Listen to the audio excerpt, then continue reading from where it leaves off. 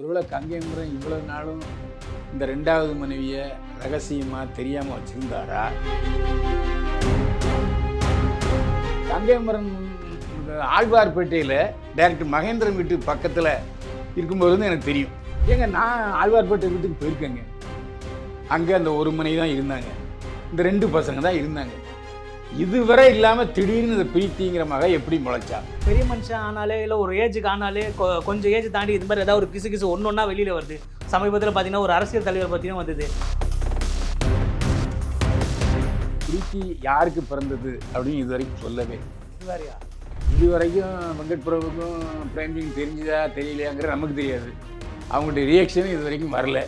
இளையராஜாவும் கங்கைமரனும் பல வருடங்களாக பேசிக்கொள்வதே இல்லை. அதான் ட்ரெண்டாக இருக்குது. ஜோடியாக ஒரு அதே மாதிரி இவரும் ஒரு வேட்டி சட்டை அதே மாதிரி ஒரு பட்டு இது அந்த கோல்டன் இதில் வராங்களே அது மாதிரி போட்டுடலாம்ல இவரும். பின்னணி பாறைய கல்யாணம் பண்ணிக்கலான்னு கேட்டார். ஆனால் ஆல்ரெடி அவர் மேரீடு. யார்? இளையராஜா மேரீடு. இளையராஜா வந்து ஒரு ஒரு 90 வயசு கிழவியை வீட்டில் வச்சுருந்தாரு. அதாவது எப்படின்னா அதாவது பட்டிமன்ற பேச்சுக்கெல்லாம் பிரமாதமாக பேசுவார் கங்கைமரன். அந்த பேச்சு எடுபடாது இளையராஜா. அதாவது ஏதாவது கேள்வி கேட்டுன்னா உனக்கு மியூசிக் தெரியுமா அப்படின்னு எக்குத்தப்பாக கேட்டு அவனை ஆரம்பிச்சுவார். சங்கர் ராஜா முஸ்லீமாக மாறிட்டார், அதாவது இஸ்லாமியராக மாறிட்டார். அந்த கல்யாணத்துக்கு இளையராஜா போகலை.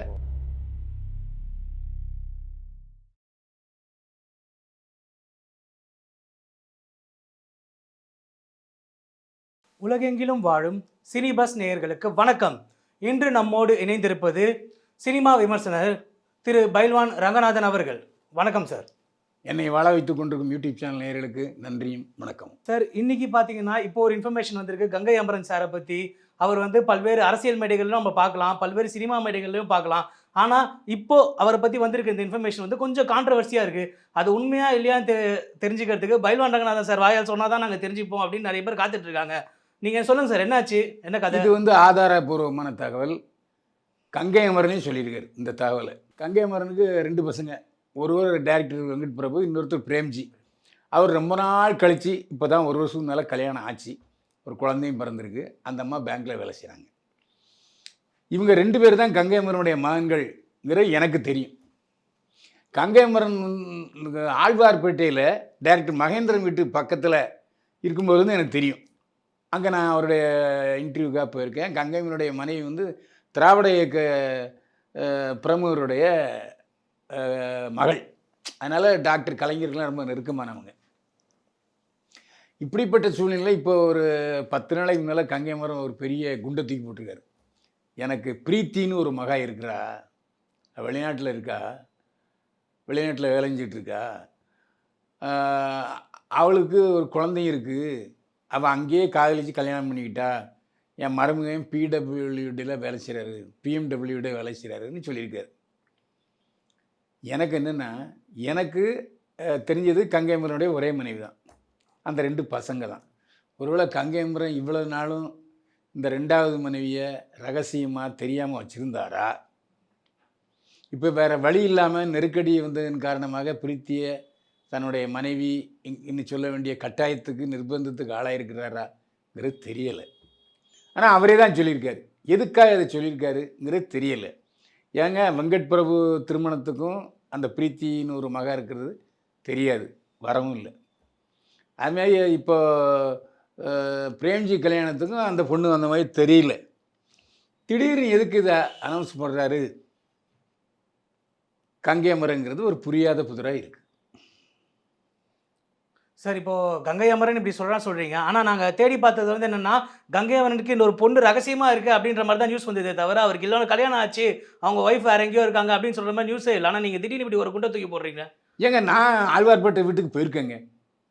அங்கே அந்த ஒரு மனைவி தான் இருந்தாங்க, இந்த 2 பசங்க தான் இருந்தாங்க. இதுவரை இல்லாமல் திடீர்னு இந்த பிரீத்திங்கிற மக எப்படி முளைச்சா?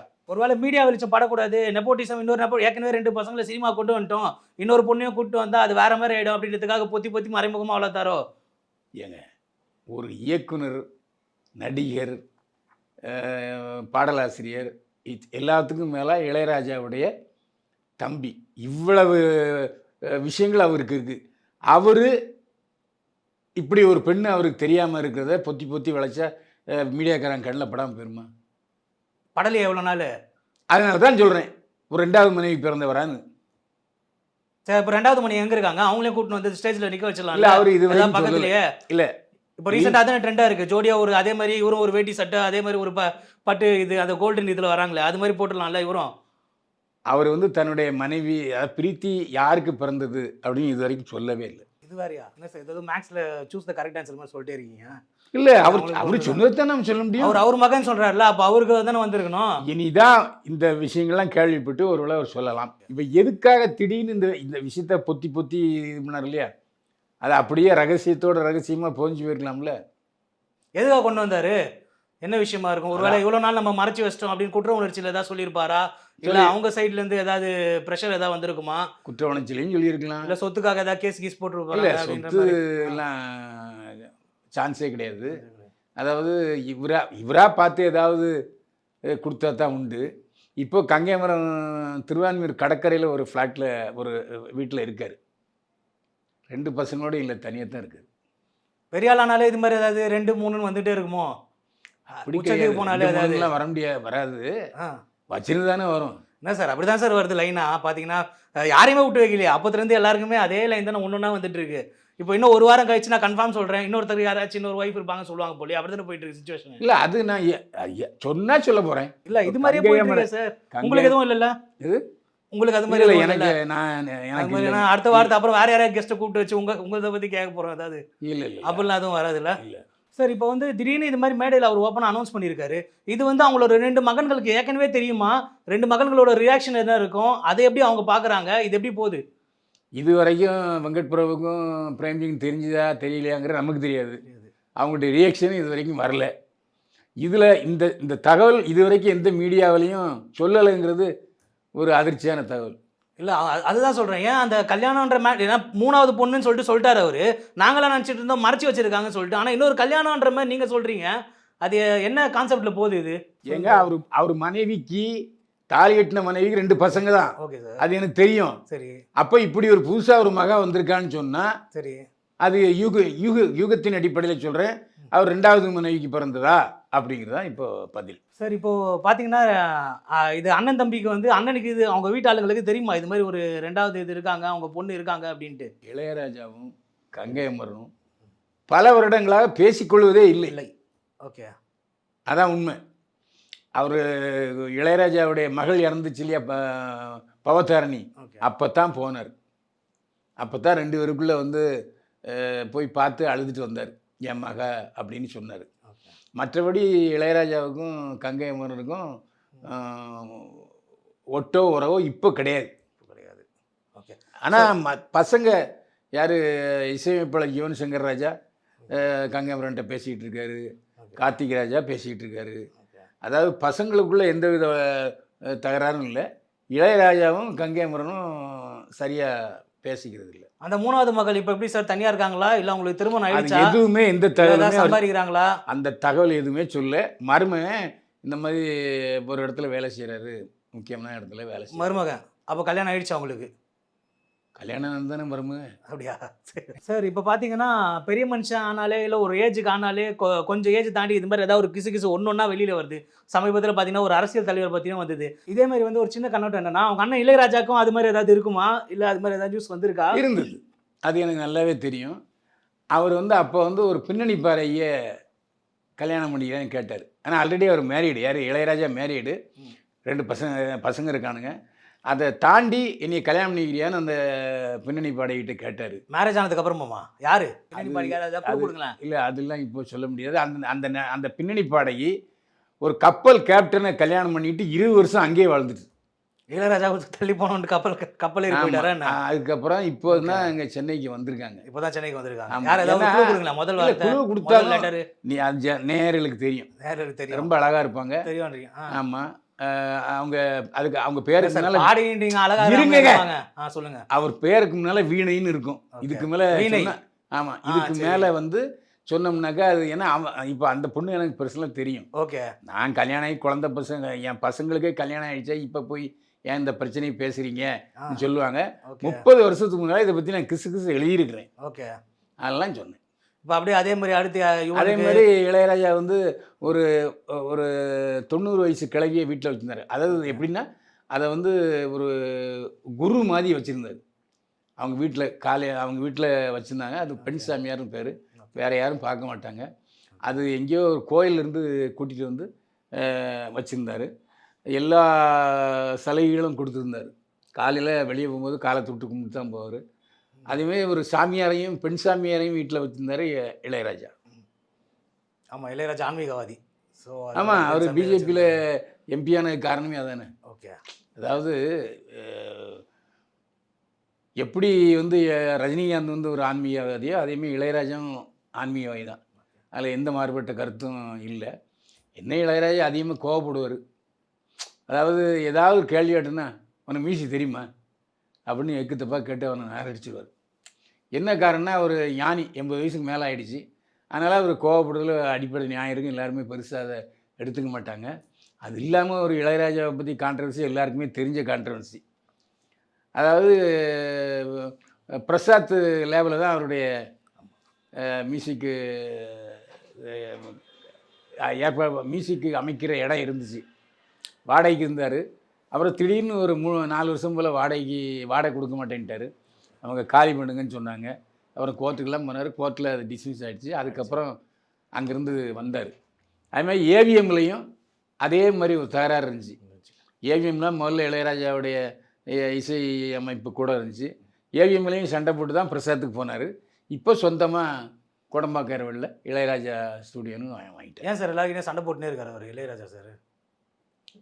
இல்லை, அதான் பொதுவாகவே அந்த திறமை அதிகமாக இருக்கவங்ககிட்ட அதிகமாக கோபம் இருக்கும். உங்களை மாதிரியே இல்லை, நான் கோவப்படல. ஏதாவது நீங்கள் வந்து எக்குத்தப்பாக கழுவி வெட்டிங்கன்னா தான் கொள்ளுங்க சார். பயமாக இருக்கும் கூட உட்காந்து பேசுறதுக்கு, கோவப்படலன்றீங்க. இப்போ அதாவது பதில் சொன்ன பிறகு வேறு மாதிரி கேள்வி கேட்டால் பதில் அப்படி வரும். சரி, ஓகே சார். இப்போ இளையராஜா சாருக்கும் ஒரு கிசு இருக்குன்னு சொல்லிட்டீங்க. கங்கை அமரன் சாருக்கும் இப்போ அடுத்து இன்னொன்று வந்துட்டு இருக்கு. இப்போ அவங்களோட நின்றுமா, இல்லை அடுத்து அவங்க பசங்க வெங்கட் பிரபு, யுவன் அது மாதிரி அப்படியே வருமா கிளம்பி? இல்லை, அது ஏன்னா பசங்க எல்லாம் பெரியதாகிட்டாங்க, எல்லாம் வெல்டுடாக இருக்காங்க. இப்போது ரொம்ப நாளாக கல்யாணம் பண்ணாமல் நான் கல்யாணம் பண்ணவே மாட்டேன்னு சொல்லி தான் பிரேம்ஜி இருந்தார். நிறைய பெண்டோட அவருக்கு சிகிச்சைப்பட்டார். நான் அவர் ப்ளே பாயின்னு கூட சொன்னார். அதுக்கப்புறம் அந்த பேங்க்கில் வேலை செய்கிற பொண்ணு, சேலம் பொண்ணுன்னு நினைக்கிறேன், அவன் கல்யாணம் பண்ணி சந்தோஷமாக இந்த வயசுலேயும் குழந்தை பற்றிட்டாரு. ஸோ அவங்கள பற்றிய கிசு வரக்கூடாதுன்னு நான் நினைக்கிறேன். ஸோ சைடில் எதுவும் போக மாட்டாருன்றீங்க பிரேம்ஜி? போவாரா? இல்லை, அப்படிப்பட்ட ஆள் இல்லை. நல்ல அப்படிப்பட்ட ஆள் இப்போ சொன்னேன்னு வச்சுங்க, என்னை நீங்களுமான நீங்கள் நேராக ஃபோனில் வந்து தாளிச்சிடுவார். எதுக்கு அந்த வேலை? 2 பேருமே எனக்கு நல்ல பழக்கம். என்ன காரணம் தெரியுமா? வெங்கட் பிரபு முதல்ல நடிக்கத்தான் வந்தார், டைரக்டராக வரல. அதாவது அவரை வந்து கங்கை அமரன் அவர் இயக்கிய ஒரு டிவி சீரியலில் தான் நடிக்க வச்சார். அந்த டிவி சீரியல் நான் நடித்தேன். அப்போ அவருக்கு சரியாக நடிக்க தெரியாது, ரொம்ப அப்பாவியாக இருந்தார். அதுக்கப்புறம் ஒரு படம் எடுத்தார். அந்த படத்துலையும் வெங்கட் பிரபு ஹீரோவாக நடித்தார். அந்த படம் சரியாக போகலை. அதுக்கப்புறம் தான் அவர் இயக்க வந்தார். சார், இப்போ பார்த்தீங்கன்னா சுற்றி கங்கை அமரன் சார், இளையராஜா எல்லார் மேலேயும் கிசு வந்துட்டு இருக்கு. மெயினாக பெண்கள் சம்மந்தப்பட்ட கிசுகாகவே இருக்குது. இப்போ இதோட முடிஞ்சிச்சா, இல்லை வேறு ஏதாவது வருமா, இல்லை எக்ஸ்ட்ரா ஏதாவது மறைஞ்சிருக்கா, இல்லை உங்களுக்குள்ள ஆழ் மனசு ரகசியங்கள் அது மாதிரி ஏதாவது? யுவன் சங்கர் ராஜாவுக்கும் இது 2வது திருமணம் தான். முதல் திருமணம் பெற்றோர்கள் நிச்சயிக்கப்பட்டு திருப்பதியெல்லாம் நடந்துச்சு, எல்லாருமே போயிருந்தாங்க. அதுக்கப்புறம் அது பிரேக்கப் ஆகிடுச்சு. அதுக்கப்புறம் இந்த பொண்ணை லவ் பண்ணி கல்யாணம் பண்ணார். இப்போ அவர் வந்து முஸ்லீமில் கல்யாணம் பண்ணியிருக்காரு. யுவன் சங்கர் ராஜா முஸ்லீமாக மாறிட்டார், அதாவது இஸ்லாமியராக மாறிட்டார். அந்த கல்யாணத்துக்கு இளையராஜா போகலை. ஆனாலும் அப்புறம் யுவன் சங்கர் ராஜா தன்னுடைய மனைவியை அழைச்சிக்கிட்டு இளையராஜாட்ட போய் ஆசீர்வாதம்லாம் வாங்கிட்டு வந்துட்டார். ஆனால் கார்த்திக் ராஜாவை முதல்ல அறிமுகப்படுத்துகிற இளையராஜா இசையமைப்பாளராக. அந்த படத்துக்கு பாண்டியன் பேர். அந்த பாண்டியன் படத்தில் ரஜினிகாந்த் நடித்தார். எல்லா பாடல்களுமே அருமையாக இருந்துச்சு. ஆனால் அந்த படம் சரியாக போகலை. அதனால் கார்த்திக் ராஜாவுக்கு ஒரு பெரிய பேர் கிடைக்காம போயிடுச்சு. சமீபத்தில் கூட ஒரு படத்தில் கார்த்திக் ராஜா மியூசிக் போட்டிருக்காரு. யுவன் சங்கர் ராஜா உயர்ந்த அளவுக்கு மூத்தவர் கார்த்திக் ராஜாவால் முடியலை. ஆனால் திறமை இருக்குது, என்ன பண்ணுறது, மேலே இருக்கிற வெளிச்சத்தை காட்ட முடியல. சார், இப்போது நீங்கள் சொல்லும் போதே சொன்னீங்க கங்கை அமரன் அவர்களுக்கும் இளையராஜா அவர்களுக்கும் ரொம்ப நாளாக பேச்சு இல்லை அப்படின்னு சொன்னீங்க. ஸோ என்னாச்சு சார், என்ன கிளாஷாக இருக்கும்? ஒருவேளை தொழில் போட்டியாக இருக்குமா, இல்லை வேறு ஏதாவது சொத்து பிரச்சனையாக இருக்குமா, இல்லை வேறு ஏதாவது குடுக்கல் வாங்கல் ஏதாவது பிரச்சனையாக இருக்குமா? வைரமுத்துவுக்கும் இளையராஜாவுக்கும் ஒரு பெரிய கான்ஃபரன்டேஷன் வந்துச்சு. அதாவது அதுக்கப்புறம் வைரமுத்துவை தன்னுடைய இசையமைப்பில் பாட அனுமதிக்கல இளையராஜா. அப்போ வைரமுத்துவோட கொஞ்சம் கசம்சம் வந்துச்சு. அப்போ வைரமுத்துவை விமர்சித்து நிறைய பேசினார் கங்கை அமரன். ஆனால் கங்கை அமரன் சட்டை பண்ணல இளையராஜா. சில சோதனைகள் வரும்போது கங்கை அமரனுக்கு அவர் உதவலைன்னு சொல்லலாம்.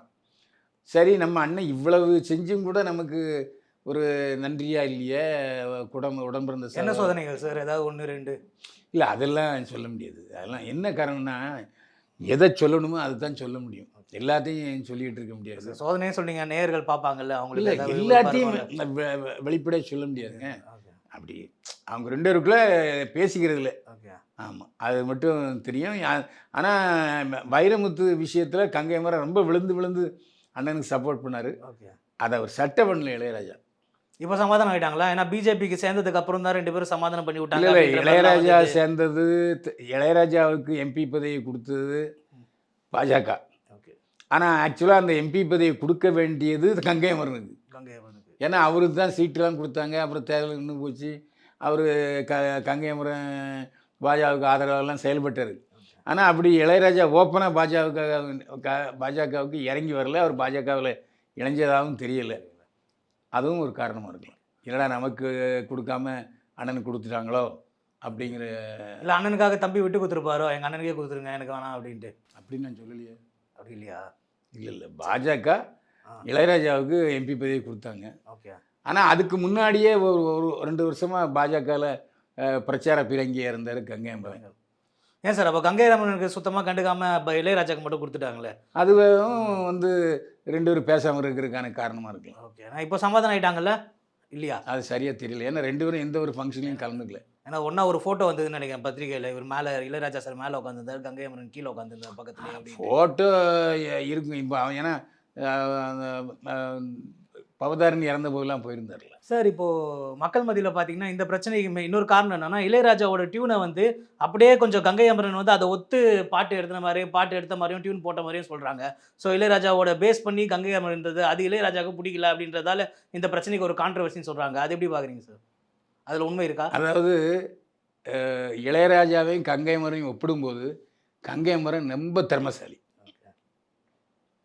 அதாவது நிறைய டியூனு அவர் போடுறது தான். ஆனால் பேருக்கு இளையராஜா பேரில் வந்துச்சு. இது நிறைய பேருக்கு தெரியாது. அதே மாதிரி ஒரு டியூனை கொஞ்சம் இழுத்து வேறு பாட்டு போடுவார், அதை கொஞ்சம் மாற்றி வேறு பாட்டு போடுவார். இது பூரா கங்கை அமரனுடைய ஒரு திறமை. என்ன காரணம், ஒரு நேரத்தில் 4 படத்துக்கு மியூசிக் போடுவார். ஒரு படம் ரெக்கார்டிங் போயிட்டுருக்கும், ஒரு படம் மியூசிக் மட்டும் போட வேண்டியிருக்கும். அப்போ எல்லாத்தையும் அதை ஆர்கனைஸ் பண்ணது கங்கை அமரன் தான் பண்ணார். அதனால் கங்கை அமரன் இளையராஜாவுக்கு பெரிய பலமாக இருந்தார். ஆனால் எனக்கு தெரிஞ்சு கங்கை அமரன் இளையராஜாவோட இசையமைப்பு நுட்பமான திறமைகள்லாம் அவருக்கு அதிகம். ஒரே பாட்டை 7 பாட்டை மாற்றிடுவார் கங்கை அமரன். அந்த திறமெல்லாம் அவருக்கு இருந்துச்சு. அதேமாரி கூடுதலாக இளையராஜாவுக்கு ஒரு படத்தை பற்றி ஜட்ஜ்மெண்ட் தெரியாது. இளையராஜா ஒரு படம் நல்லா இருந்ததுன்னா ஓடாது. ஆனால் கங்கை அமரன் கரகாட்டக்காரன் மிகப்பெரிய வெற்றி படத்தை எடுத்தார். 4-5 படத்தில் எடுத்தார். அதில் 2 படத்தில் நான் நடிச்சிருக்கேன். இளையராஜாவுக்கு இசையமைப்பாளர், பாடலாசிரியர், in addition to that director. அவர் ஒரு வசூல் டைரக்டருங்கிறத ப்ரூவ் பண்ணார். அதுமாதிரி பட்டிமன்ற பேச்சுக்கெல்லாம் பிரமாதமாக பேசுவார் கங்கை அமரன். அந்த பேச்சு எடுபடாது இளையராஜாவுக்கு. பொது பேட்டிகளுக்கு வந்தார்னு வச்சுங்க, இளையராஜா சண்டை போட்டு தான் போவார். ஆனால் கங்கை அமரன் ரொம்ப நல்லா சமாளிப்பார். இது ஒரு சம்பவம் எனக்கு ஞாபகம் வருது. அன்னைக்கு சரஸ்வதி பூஜை. இளையராஜா என்றைக்கும் இல்லாமல் அன்றைக்கி ஒரு ப்ரெஸ் மீட் வச்சுருந்தார். நானும் போயிருந்தேன். சரியான மழை வெளியில். அப்போ நான் ஒரு கேள்வி கேட்டேன், இலங்கையில் இவ்வளோ பெரிய பேர் செத்துக்கிட்டு இருக்காங்க, நீங்கள் அதை கண்டுக்கவே இல்லையே அப்படின்னு. எனக்கு அதை பற்றி தெரியாதுன்னு. ஏங்க, நீங்களும் ஒரு தமிழன் தானே, பத்திரிகைலாம் படிக்க மாட்டீங்களான்னு. பத்திரிகைலாம் நான் படிக்க மாட்டேன். காலையில் எந்திரிச்சு மியூசிக் போட வந்துடுவேன், மியூசிக்லேயே உட்காந்துருவேன், வீட்டுக்கு போயிடுவேன், அவ்வளோதான். இடையில மெடிடேஷன் பண்ணுவேன் அப்படின்னு சொன்னார். ஏங்க, பத்திரிகை படிக்க மாட்டேன்னு சொல்கிறீங்கன்னு. அவன் பத்திரிகை படிக்க மாட்டேன் அப்படின்னாரு. உடனே கங்கை அமரன் குறுக்கிட்டு அண்ணே விட்டுருங்கண்ணே, அண்ணே மூட விட்டாயிட்டார். நான் அதோடு விட்டுறேன். அப்புறம் ஒரு 10 நிமிஷம் கழித்து அப்படியே மற்றவங்ககிட்டலாம் பத்திரிகையாளர்கள்லாம் பேசிட்டு நான் வந்து ரெஸ்ட் ரூம் போகும்போது அவர் வந்து எய்த்தா வந்தார். ஏய் நில்லு, நீ சினிமா நடிக்கல, ஆ எதை பேசணும்னு தெரிஞ்சுக்க வேண்டாமா? நான் இலங்கை தமிழர்களுக்கு அனுதாபம் தெரிவிச்சேன்னா தெரிவிக்கலண்ணே, என் இஷ்டம். அதையே நான் உங்கள்கிட்ட சொல்லணும். சரி சாரி சார்னு, போ அப்படின்னு சிரிச்சுட்டு போயிட்டார். இப்படி ஒரு டைப் இளையராஜா. சார் இளையராஜா ஒரு அந்த கோவத்துக்கு மேலே வந்து பல்வேறு விமர்சனங்கள் வச்சுட்டு இருந்தாலும், இப்போ ரீசெண்டாக அந்த ஏஆர் ரஹ்மான் கான்சர்ட்டில் நடந்த பிரச்சனையையும், இப்போ கரூரில் நடந்த பிரச்சனையும் கூட பார்த்தீங்கன்னா, அந்த கூட்டத்தை கட்டுப்படுத்த முடியாமல் இருந்ததால தான். ஆனால் இந்த விஷயத்தை கம்பேர் பண்ணும்போது, இளையராஜா சார் ஒரு வாட்டியும் ஸ்டேஜில் கத்துறது வந்து, ஏன் இங்கே காசு வாங்கிட்டு ஏன் இந்த பக்கம் வந்து உட்காடுறீங்க அப்படின்னு கத்துறது எல்லாமே கரெக்ட் தான் அப்படின்ற மாதிரி விமர்சனம் மாறிடுச்சு. அதை எப்படி பார்க்குறீங்க? அதாங்க, பெரிய மனுஷங்களுக்குள்ள கோவத்தை நம்ம அங்கீகரித்தான் ஆகணும். அதை நம்ம விமர்சிக்கக்கூடாது. இப்போ இளையராஜா வந்து குழந்தைகளை தாலாட்ட வைப்பார். எனக்கு சோகமாக இருக்கும்போது சந்தோஷத்தை கொடுக்குறாரு. ட்ராவல் போகும்போது அவர் பாட்டு தான் இருக்குது. அப்போ அவ்வளவு பெரிய உதவி எனக்கு செய்யும்போது அவர் ஏதோ கோவப்பட்டால் சரி கோவப்படுறாருன்னு விட்டுறது, அதை கண்டுக்காம விடுறதுல என்ன தப்புங்கிறேன். அது கரெக்டு தானே, அதில் ஒன்றும் தப்பு இல்லை. அதே மாதிரி இளையராஜா என்னுடைய பாடல்களுக்கு உரிமை கோரினார். அது சட்டபூர்வமாக அவர் இருக்குது. வழக்கமாக வந்து காசு கொடுக்குறவங்களுக்கும் இசையமைப்பாளருக்கும் எப்போ எந்த உறவுன்னா அவங்க காசு கொடுக்குறாங்க, ஒரு மியூசிக் போடுறாரு. ஆனால் அந்த சமயத்தில் இளையராஜாவுக்கு மிகப்பெரிய கிரேஸ் இருந்தது. இளையராஜா மியூசிக்னால் படம் விற்பனை ஆகிடும். அதுக்கு உதாரணம் வந்து ராமராஜன் படங்கள். இளையராஜாவுக்கு ஒரு 90 அடி கட் அவுட்டு வடமல்லில் வச்சது வேறு எந்த மியூசிக் டேரக்டரும் கிடையாது. அதனால் அதே மாதிரி அவருடைய பாடல்கள் வந்து ரிப்பீட் ஆகாது. ரஹ்மான் பாடல்கள் 3 வருஷத்துலேயே ரிப்பீட் ஆக ஆரம்பிச்சிச்சு. ஆனால் இளையராஜாவுக்கு அவ்வளவு திறமை இருக்குது. என்ன காரணம்னா அவர் ஜீன்ஸே அப்படி. அவங்க பாவலர் வரதராஜன் அவங்க அண்ணன் வந்து இந்த கம்யூனிஸ்ட் பாடகர். அதனால் வந்துச்சு. அதனால் அவ்வளவு பெரிய திறமையாளர்கிட்ட இருக்கிற ஒரு கோவத்தை நாம் பெருசுப்படுத்தக்கூடாது. 40 ஆண்டு காலம் தொடர்ந்து பத்திரிகைக்காரனாக இருக்கிறனால தான் இளையராஜா, கங்கை அமரன், வெங்கட் பிரபு, யுவன் சங்கர் ராஜா எல்லாத்துக்கிட்டேயும் நேரடி பழக்கம் எனக்கு இருக்கிறதுனால தான் உள்ளதை உள்ளபடி சொன்னேன். ஏன் நீங்கள் இஸ்லாமியர் ஆனீங்க அப்படின்னு கூட யுவன் சங்கர் ராஜாட்ட கேட்டேன். நான் காதலிக்கிற பெண்ணு இஸ்லாமு, அந்த பொண்ணு நீ இஸ்லாமியராக மாறினா தான் நான் கல்யாணம் பண்ணிக்கன்னு சொல்லுவேன். காதலுக்கு கண்ணு இல்லை. இப்போ நான் யுவன் சங்கர் ராஜாவும் இருக்கேன், ஆனால் என் பேரை மாற்றிக்கிட்டேன், யாரும் அந்த பேருக்கு தெரியாது அப்படிலாம் என்கிட்ட சொல்லியிருக்காரு. அதனால் சில விஷயங்களை சொல்லலாம், பல விஷயங்களை அப்படி மேம்போக்க சொல்கிறத விட்டுணும். இது எந்த உள்நோக்கத்தோடையும் நான் சொல்லலை, உள்ளதை உள்ளபடி சொன்னேன். நிச்சயமாக சார், இங்கே வந்து உங்களோட பொன்னான நேரத்தை ஒதுக்கி உங்கள் கருத்தை பகிர்ந்ததுக்கு ரொம்ப நன்றி. மீண்டும் சந்திப்போம். வாழ்க வளமுடன்.